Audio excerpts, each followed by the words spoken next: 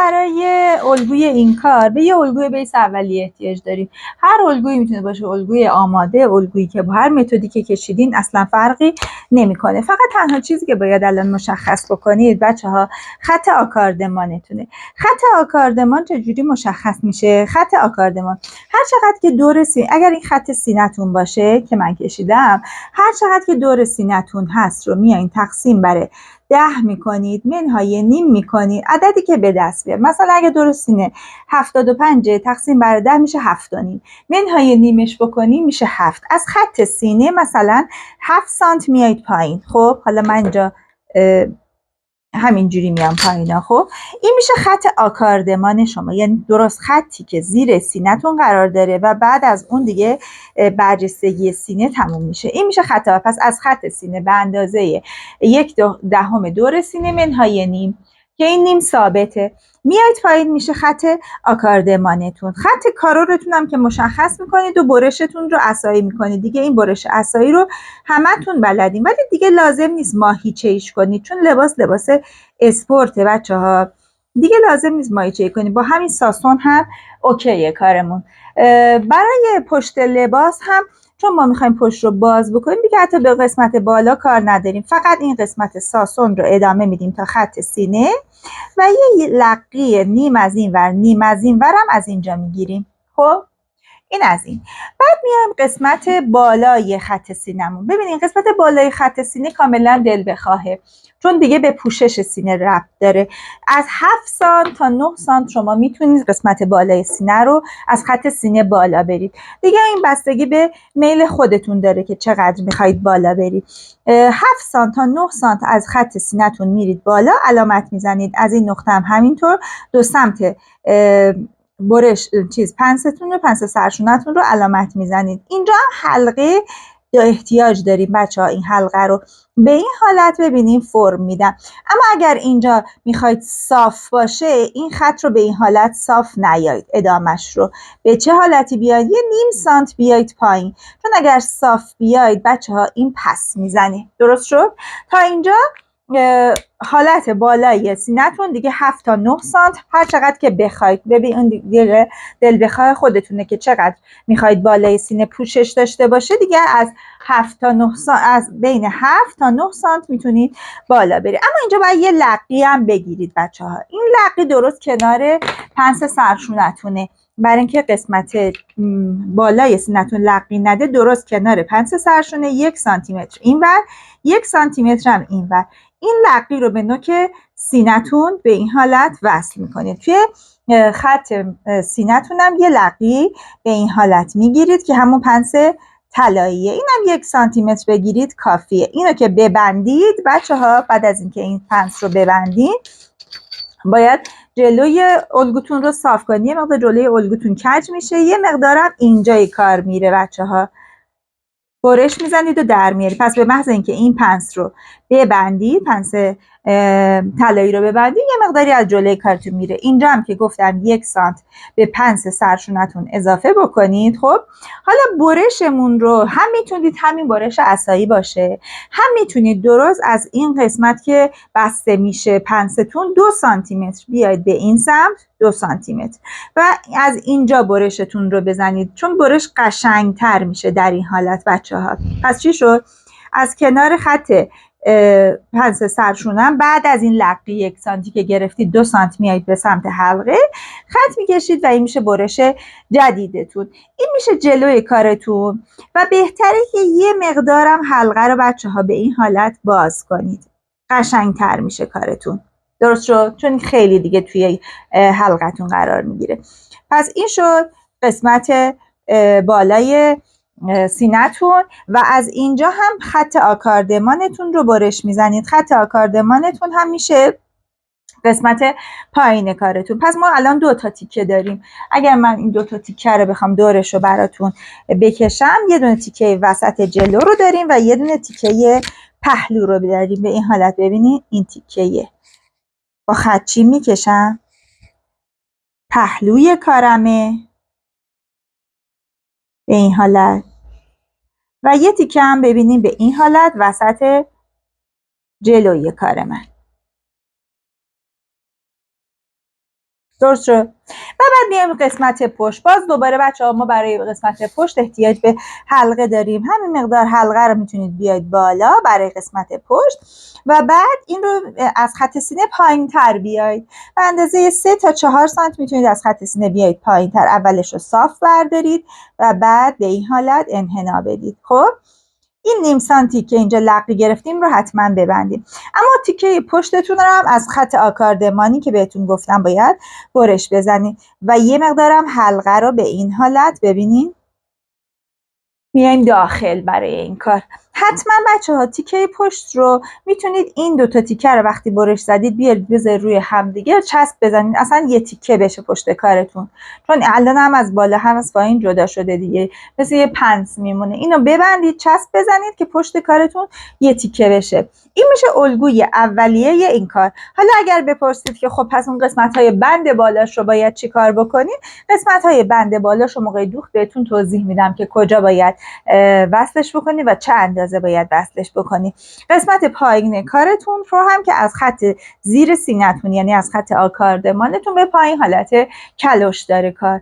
حالا بریم که الگوی بزرگ رو در بیاریم و برش بزنیم و کار رو شروع کنیم. بچه من تیکه بالای این لباس رو در آوردم. خب الگوش رو ببینید، این قسمت جلوی کاره و این قسمت هم قسمت پشت کار. خب وقتی میخوام این قسمت هم قسمت پشت، وقتی که میخوام قسمت پایین لباس رو برش بزنم، تو عکس اونجوری که عکس بود حالت چینکش شده بود و پارچه لینن خشک پفکیه.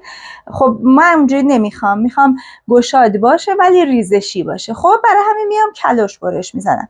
برای اینکه بدونم کلوش چقدر برش بزنم کافیه این قسمت پایین کارم رو ببین، جایی که قسمت زیر سینمه، من تا آکاردمانم اینجا رو برش زدم، اینجا رو اندازه میگیرم، ببینید از اینجا اندازه میگیرم به اضافه اینجا و به اضافه این قسمت پشت. اینا همه رو با هم اندازه گرفتم، در از همون دور آکاردمان بدنش میشه، شد 80. خب 80 من میام یه دونه دایره کامل میخوام ببرم که بشه به قسمت پایین این کار و دهانش 80 باشه.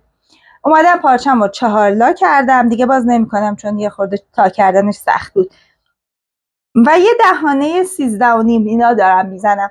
دهانه 13.5 میزنم، بلندیش هم تقریبا 40 سانت در نظر گرفتم برای قسمت پایین کار. اونو برش میزنم. فقط حواستون باشه قبل از اینکه از تا خارج بکنید در راستاش بچه‌ها برش بدید که زیپ که میخوایم بدوزین در راستای پارچتون باشه. خب شروع میکنم اینو برش زدن.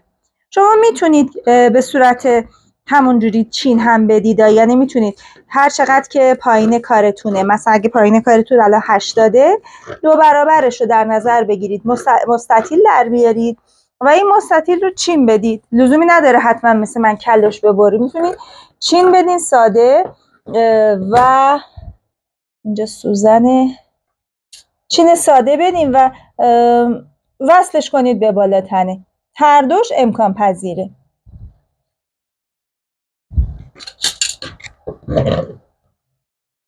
اما من چون چینشو نمیخواستم ولی گشادیشو میخواستم، میتونم فوم ببرم، میتونم کلوش ببرم، اینه دیگه واقعا دست خودتونه. دهانش رو هم ببینید میزنم، دهانش رو هم گفتم 13.5 زدم. قبل از اینکه برش دارم از روی میز، الان این راستاشه دیگه، درسته؟ از همین راستاش ببینید قیچی میزنم، یه سمتشو باز میکنم که بعدا زیپم رو بتونم از پشت کار به اینجا بدوزم، به هم نریزه، ندونم راستای پارچم کجاست. خیلی خوب، این الان شد قسمت پایین لباس من. ببینید خیلی هم خوشگل وایسته اینجوری. وصل میشه به اون قسمت بالا تو آکاردمان. خب بعد از الگو سازی و برشش بچه‌ها من مرحله میگم چیکار کردم. ببینید درزای برش ها رو دوختم، درزای پهلو رو دوختم.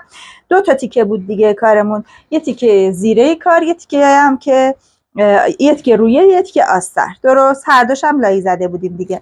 خب بعد از اینکه این کار رو انجام دادیم 2 تا نوار میبریم بچه‌ها. 2 تا نوار نه حتما لایی بزنید برای قسمت سرشونه. چرا میگم لایی بزنید؟ ببینید ببینید اگر لای نزنی، مثلا فکر کنید این تیکه کار که الان لای نداره، وقتی شما میدوزید توی تن به مرور اینجوری چروک میشه و بد وای میسته.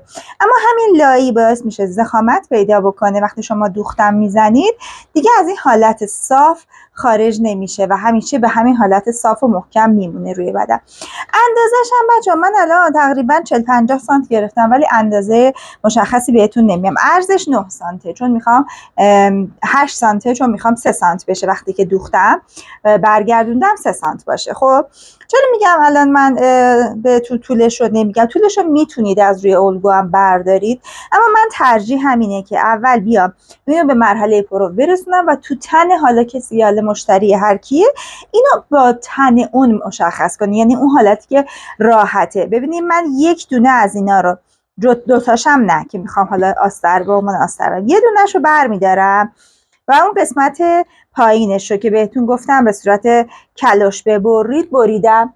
یه مقدارم اضافه باز شده بود چون طبیعیه دیگه، یکم ممکنه باز بشه، یکم هم خودم بیشتر باز کردم که یه خورده ریزی هم بهش دادم. خب اینو میارم اول پایین این کار میذارم و دوخت میزنم. خب بعد از اینکه اینو دوخت زدم زیپ پشتش رو میدوزم، زیپ مخفیش رو، بعد میرم تن مشتری میکنم یا تن اون شخص میکنم.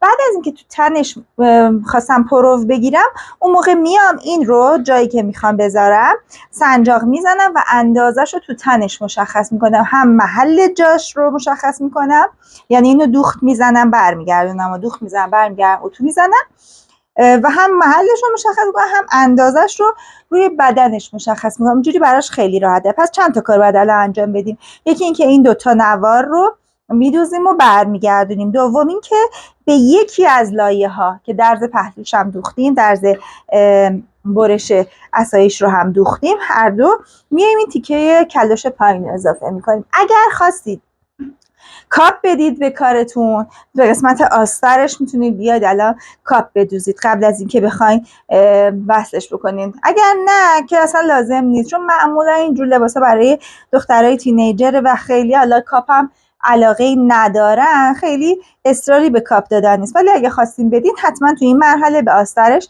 میتونید کاپ بدید. خب پس من برم این دوتا نوار رو بدوزم برگردونم. خب بچه ببینید من الان بردم و اینو دوختم و آوردم. خب یه نکته این که حتما بچه ها درز رو در چنین مواقعی میندازید به پهلو، یک سمت کار نندازین. وقتی که اتو میزنید رد درز در روی کار خودشو نشون میده، حتما به یک سمت بندازیم و وقتی که میخواین به لباس وصل بکنین اون سمتش که درز داره به سمت داخل کار باشه، یعنی به سمت گردن قرار بگیره. این سمتش که رو دلای بسته است به سمت بیرون. پس درز رو حتما به یک سمت بزنید و اتو کنید که ردش از روی کار دیده نشه. آوردم پرو آوردم، الان میخوام یه دوخت دو پیچ بزنم. پایین کار میدونید که کلاشه، یه 1 سانت میبینین برمیگردونم از لبه کار. بهترین نوع دوخت دو پیچ برای کلاش ها، برمیگردونم 1 سانت لبه کار رو داخل از لب به لب، یعنی 1 میل لبه کار برمیگردونم و دوخت میزنم. بعد اضافه دوخت رو میبرم و دوباره کار رو برمیگردونم و دوخت میزنم. این بهترین و تمیزترین کار برای دوخت پایین کلاش به حساب میاد. میتونید از پایه لبلول هم استفاده بکنید اگر دارید، ولی اگر نداشتید این بهترین حالتیه که با چرخ راسته بتونید پایین کارتون رو پاکدوزی بکنید و تمیز دوزیش هم خیلی خوب و عالی بشه. پایین چادرها هم همینطور بچه‌ها، اگر چادر مجلسیه چون حالت کلاش داره میتونید از این نوع دوخت دو پیچ استفاده کنید. به محض اینکه دوختم تموم شد ببینید میام اضافه دوخت رو میبرم. نگاه کنید به این حالت کامل، هر چقدر که بتونید بیشتر اضافه دوخت رو ببرید دوخت دومتون تمیزتر میشه. قشنگ دور تا دور کارم رو به این حالت سبک میکنم. نگاه کنید اینجوری میشه. خب و بعد دوباره این رو تا میزنم و یه دوخت دیگه از لبه کار میرم. این میشه یه دوخت دو پیچه خیلی تمیز، مثل یه دوخت لبلول بهتون دوخت میده. بچه‌ها من بردم پرو، توی پرو بهتون گفتم که جای این بندها رو توی پرو مشخص میکنید. هر جا که خود مشتری یا خودتون احساس راحتی بیشتری دارید بندها رو جاشو مشخص میکنید. الانم جای بندها مشخص شده و همه رو سنجاق زدم، هم از جلو هم از پشت کار، هر دو. خب حالا میام اولین کاری که میکنم به فاصله 0.5 سانت از لبه کار این بندها رو دوختش رو میزنم. یه صابون میارم جاشو مشخص میکنم، میگم میخوام بندم این قسمت موازی با این بشه به این حالت. خب اینو در میارم میبرم به این حالت داخل، جاشو مشخص کنم. 1 سانت هم زاپاس دوخت براش میذارم، میبرم با 1 سانت زاپاس دوخت. خب بعد اینو میذارم جایی که میخوام به این حالت.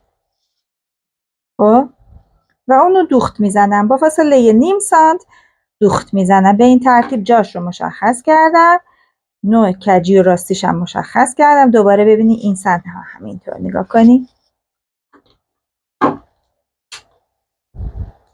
مشخصش میکنم، درش میارم، 1 سانت زاپاس دوخت میذارم و به این حالا بهتونم گفتم بچه ها درزش بهتره به سمت داخل کار باشه. میذارمش لبه کار، سنجاق میزنم و با فاصله 0.5 سانت از لبه کار دوخت میزنم.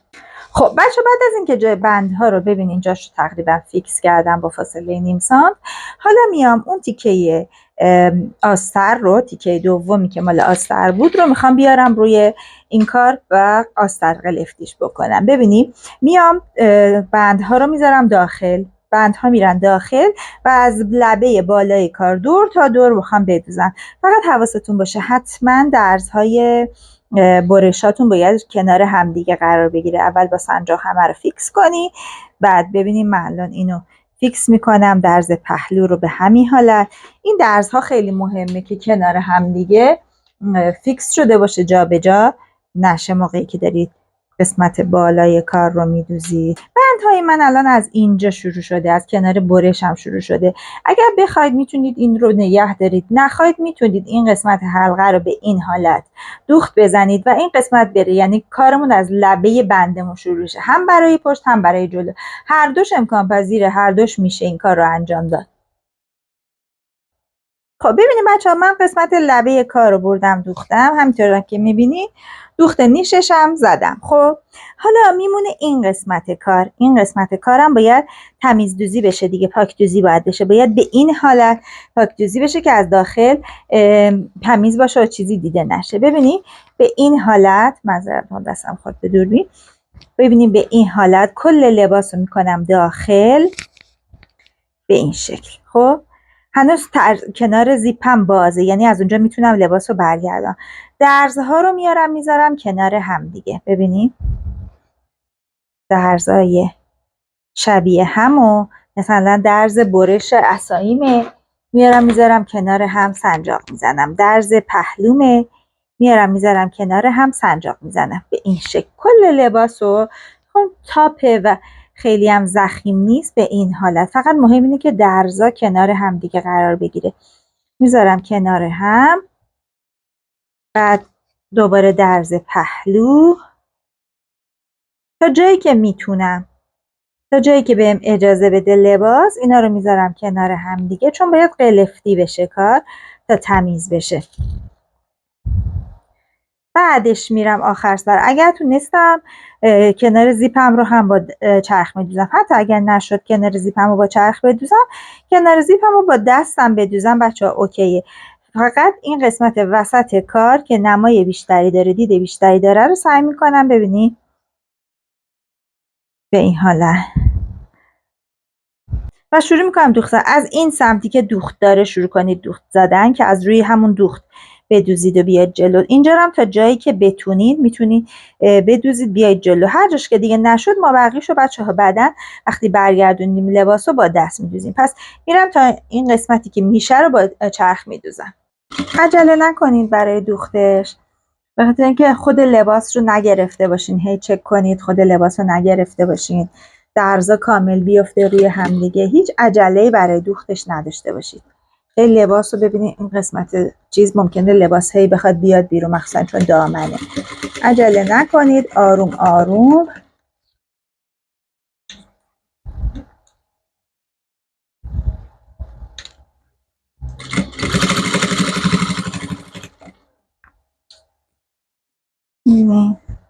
به این ترتیب من این قسمت رو هم قلفتی میکنم که از داخلم نمای قشنگی داشته باشه کارم. بچه برای قلفتی کردن هر کاری شما یه راهی پیدا میکنید. اگر قصدتون قلفتی کردن باشه، حالا شده یه درزی رو باز کنید، کار رو قلفتی کنید و دوباره اون درز رو، مثلا اون نصف درز رو با دست بدوزید، اما این کار رو بکنید تا جایی که میتونید. سعی کنید که با قلفتی کردن کارتون رو خیلی تمیز بکنید و داخل کارتون به اندازه بیرون کارتون تمیز باشه. ببینید اینجا که رسیدم دیگه، تا هر جایی که بشه، اصرارم ندارم که تا انتهاش بره، تا دم زیپ بره، ولی تا جایی که بتونم جلو میرم.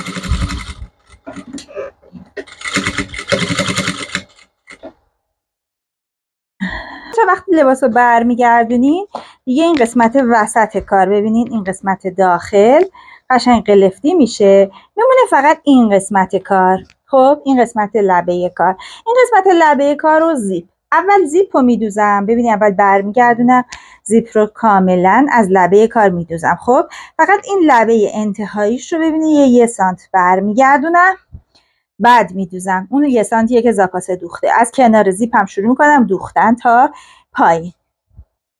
خب بچه کنار زیپو که دوخت میزنید تا اینجا، گفتم اون تیکه پایین و لبه پایین 1 سانت برگردونیم و ببینیم به این حالت.